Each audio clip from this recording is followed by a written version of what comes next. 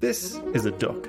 The duck can be broken down into basic shapes. For correct proportions, pay attention to the sizes of the basic shapes and how they compare to the other shapes around them.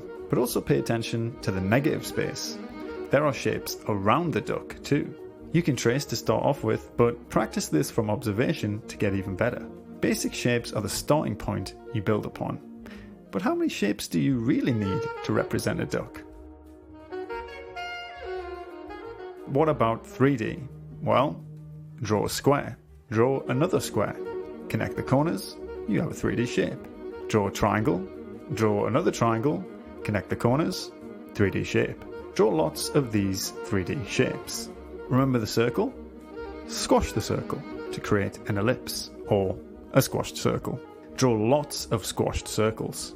Draw one squashed circle and another squashed circle and connect the corners. Hey look, a tube or a cylinder.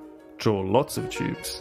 If you draw curved lines on the tube, notice the direction of the curve dictates the direction of the tube. Practice that. You can use spirals to practice that too. Let me put this into perspective for you. Draw a horizon line, mark a vanishing point in the middle, and draw lines coming out of the vanishing point. Nice 1-point perspective grid. On your grid, draw a square. Draw lines from the corners following the guide and connecting them with a straight vertical line. Nice 3D shape in 1-point perspective. Notice how shapes drawn above the horizon line show their bottom face, and shapes drawn below the horizon line show their top face. Shapes drawn both above and below the horizon line show neither face. Cool perspective. Notice how shapes drawn on the right of the center line show their left face, and shapes drawn on the left of the center line show their right face. You can construct other shapes out of squares by drawing on their faces, or draw them directly after practice.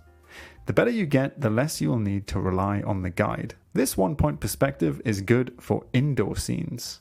Let's get crazy with 2-point perspective. Draw a horizon line, mark 2 vanishing points at either end, and draw lines coming out of each vanishing point. 2-point perspective grid. Draw 2 vertical lines and connect them following the guide. Draw more lines following the guide towards the other vanishing point and connect them with a vertical line. Now you have a 3D shape in 2-point perspective. Again, noticing how the shapes appear above and below the horizon line. Don't be afraid to sketch it out and clean it up. It doesn't have to be precise.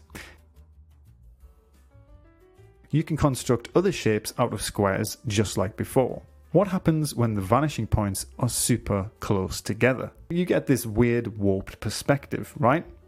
Usually the vanishing points are far off screen. Now practice combining shapes together, constructing whole scenes. 2D perspective is very good for outdoor scenes.